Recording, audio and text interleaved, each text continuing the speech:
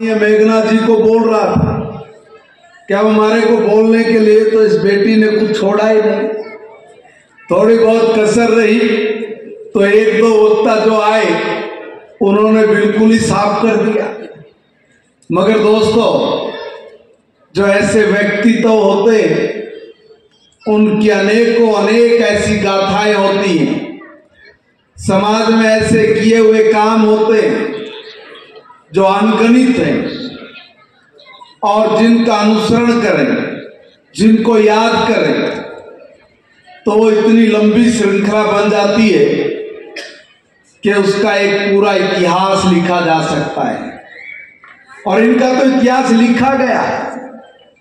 कहाँ 1865 में भिवानी जिले के छोटे से गांव अलगपुरा से निकलकर कलकत्ता के उन सेठ के बीच में जाके अपने आप को स्थापित करना, यह दर्शाता है कि जब व्यक्ति के हौसले बुलंद हो, कुछ कर गुजरने का जज्बा हो, तो दुनिया की कोई ताकत उसके कदमों को पीछे नहीं खींच सकती।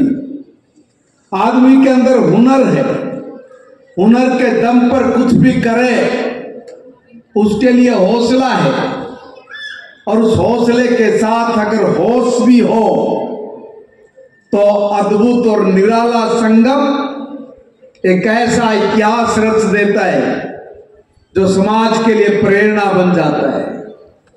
ऐसे प्रेरणादायी हमारे समाज के महान तपस्वी सेठ छाजूराम जी, जिन्होंने निर्णय किया कि समाज में जो कुरीतियां हैं उनको दूर करना है, समाज की जो कमियां हैं उनको पूरा करना है, कोई व्यक्ति अभाव में निराश ना हो, हताश ना हो, उसका प्रबंधन करना है।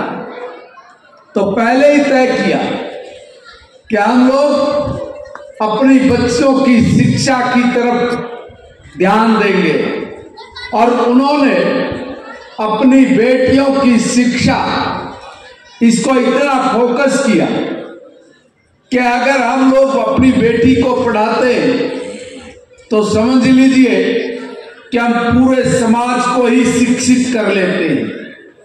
इतनी बड़ी सोच उस कालखंड में, जिस कालखंड में हम लोग गुलामी की जंजीरों में जकड़े हुए थे, गुलामी की बेड़ियां जिसके गले में पड़ी हो, ऐसे भारत में विपरीत परिस्थितियों में बच्चियों की एजुकेशन का ख्याल एक कोई साधारण आदमी नहीं। इतना ही नहीं, हमारे बच्चे भी तरक्की करें, प्रगति करें, आगे बढ़े। एक परंपरागत काम से निकलकर हम और भी काम कर सकते हैं। ऐसी मिसाल इस समाज में सर छोटू राम जी के बाद पहले अगर किसी ने किया तो छाजूराम जी ने किया, और छाजूराम जी के बाद जब श्रृंखला हमारे बीच में आई जिसमें सर छोटू राम जी भी शामिल है, उस नक्शे कदम पर चले और चलकर दबे कुचले पिछड़े दलित और किसान कमेरे वर्ग के लिए जो किया वो अपने आप में एक इतिहास बन गया। हम सब लोग ऐसे महापुरुषों को याद करके उनके जीवन से यही प्रेरणा लेते हैं कि हमारा बच्चा वो शिक्षित हो, और शिक्षित के साथ साथ ऐसे हुनर वाला हो, ऐसे हौसले वाला हो कि वो उस हौसले और हुनर के दम पर अपनी प्रतिभा का जब प्रगटीकरण करे तो लोग उसको सुने, उसको समझे और आदर्श मानकर उस पर काम करें। तभी तो किसी ने कहा कि जब परफॉर्मेंस बोलती है तो दुनिया सुनती है। आज छोटू राम जी और सर छाजूराम जी ने जो किया, इसीलिए सब लोग सुन रहे हैं, इसीलिए उनको आदर्श मानकर जीवन के हर कदम को वो सकारात्मक सोच के साथ आगे बढ़े।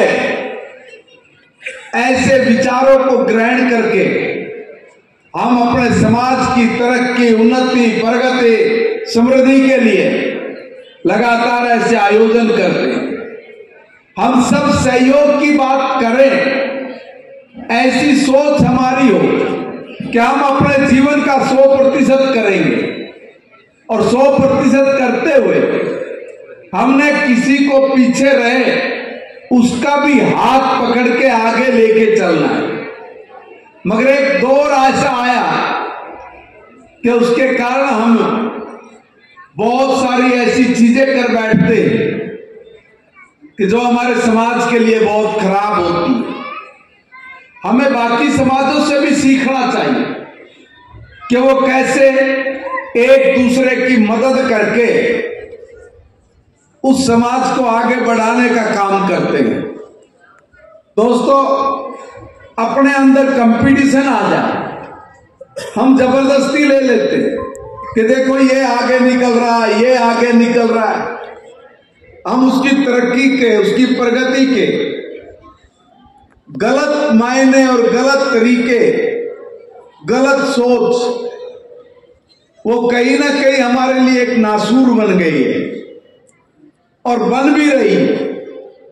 इसलिए ऐसी सोच जो हमें ईर्ष्या सिखाती हो, घृणा की तरफ लेकर जाती हो, हमारे रास्तों में ब्रेकर्स लगाती हो, तो हमें उसको छोड़ देना चाहिए। हमें अपने उभरते हुए, चाहे वो राजनीतिक रूप से हो, चाहे धार्मिक क्षेत्र में, सामाजिक क्षेत्र में, आर्थिक जगत में या व्यापारी हो, कहीं भी जब अपना कोई आगे बढ़ता है तो उसको खींचना नहीं है, उसको सपोर्ट करके आगे बढ़ाना। ये सोच जो पहला अक्षर लिखा हुआ है सेठ, ये उन लोगों में है जो श्रीनिवास जी बैठे हुए हैं।